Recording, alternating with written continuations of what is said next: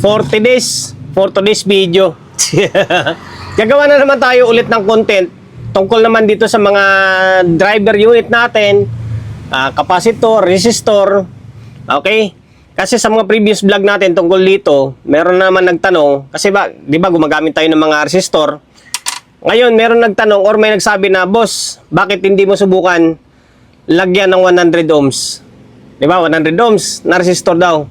Pati ako napapaisip din. Sabi ko, nga ano nga ba talaga magiging tunog kapag 100 ohms ang nilalagay natin? Or mas mataas na value ng resistor, ano nga ba talaga magiging tunog ng driver unit natin? Diba? Kasi ako nakasubok ako hanggang 10 ohms lang eh. Kasi madalas nakikita natin hanggang 10 ohms, diba? Ano nga ba magiging tunog niya? Ngayon, ito yung video na gagawin natin ngayon. Ito, meron na tayong resistor dito kasi nga, gumawa na ako ng video sa may Facebook eh. Okay, yung available natin ay 5. Ito, yung matangkad na to, yung mahaba na to, 5 ohms ito. Ito, yung madalas ang ginagamit ko ngayon. 5.1 ohms ito na 10 watts. Tapos, 47 ohms, ilalagay na din sa kalagitnaan. Itong isa na to, 47 ohms ito. Ito. Yan, 47 ohms na 5 watts naman yan. Ito, 47 ohms, 5 watts. Tapos yung 100 ohms, wala tayong 5 watts na 500 ohms. Kasi makapal na yun eh. Wala tayo noon, bira lang. Hindi ako gano'ng gumagamit noon eh. Kadalasan ito lang, mga 2 watts, 3 watts lang. Ito, 100 ohms ito. 100 ohms na 3 watts. Ito. Pwede na ito, pang demo lang natin. Kasi request nga po, 100 ohms eh. Inulit natin, itong matangkad or mahaba is 5.1 ohms. Ito 47 ohms, tapos ito 100 ohms. Tapos, ito pa rin ang driver unit gagamitin natin. JBL ito. Ito, JBL ito ha. Angas tumunog to eh. Tapos, capacitor na gagamitin natin, MKP pa rin. Yan, MKP na 1.5. Hindi pa rin natatanggal to kasi pinandidemo natin. Tapos, ito, amplifier na gagamitin natin oh.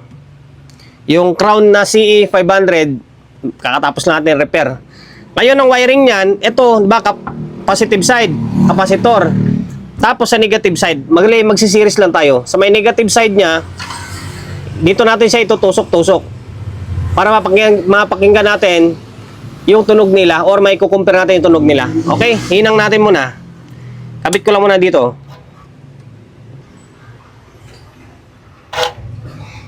Okay, nainang na natin.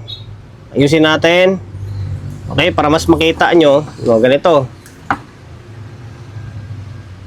O, yan. Kita, di ba? Ngayon, switch on natin to. Ayan, naka-play na yung laptop. Naka-play na yung laptop natin doon. Mas makita ba? Makita. Ayan. Okay, ngayon, dito tayo sa may 5 ohms muna. 5 ohms. Sa mababa muna tayo na value, okay? Team Picago, Team Victory, Ganda ng tunog. Audio Group, MRM Group, Team Bulldozer.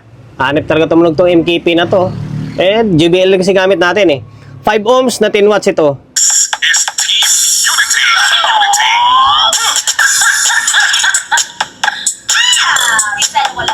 Matinis do. Matinis na talagang quality yung dating na tunog niya. Ngayon, sunod natin is itong 47 ohms. Ito, 47 ohms na 5 watts ito.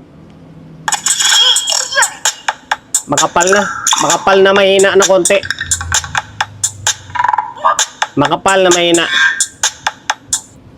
Tunog mid na siya konti. Ngayon, ito yung 100 ohms. We are united. Wala na, nagiging tunog mid na talaga siya. Humina, and then tunog mid na. Okay? Oh. Hindi na siya driver unit or hindi na siya tweeter eh. Mid na talaga siya.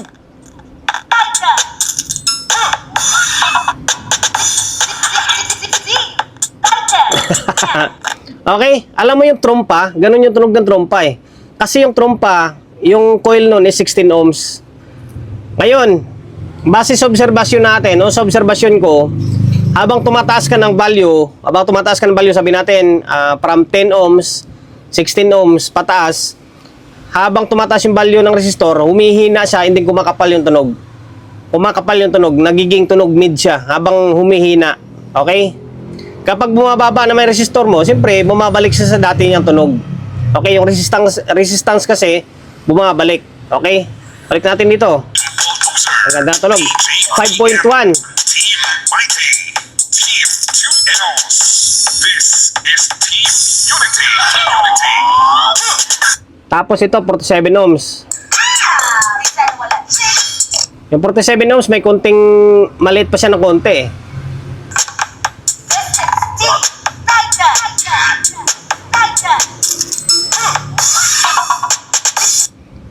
100 ohms. Wala, sobrang lalim na ng tunog niya. Mas malalim na yung tunog niya.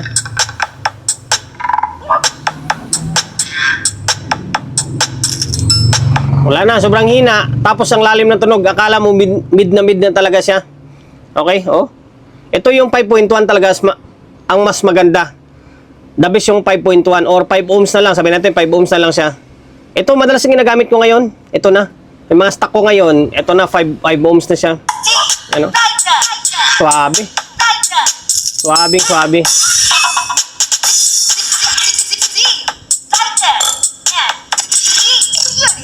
Pero yung typical ngayon ng mga nakikita natin sa iba, 10 ohms, di ba? 10 ohms na 5 watts. 10 ohms na 5 watts. Pero ako ngayon, ginagamit ko is 5.1 na lang, tapos 10 watts. Okay, sa nag-request, sana napagbigyan ko yung request ending katanungan mo, sir. Ayan na, yan na yung sagot. Habang tumataas yung value, umihina, and then kumakapal yung tunog niya. Nagiging tunog mid siya. Nagiging tunog mid siya. Lalo siguro kung mga K na yung resistor na gagamitin mo, baka halos wala ka na marinig doon. Okay. Di ko pa na-try kaya natin sa speaker, no? Kung ano magiging klabasan ng tunog niya. Ayan yung sa mga susunod na video, pakita ko sa inyo. Gawa natin ng ganong demo. Resistor tapos sa speaker. Okay, hanggang dito na lang. Pa-subscribe ng YouTube channel natin.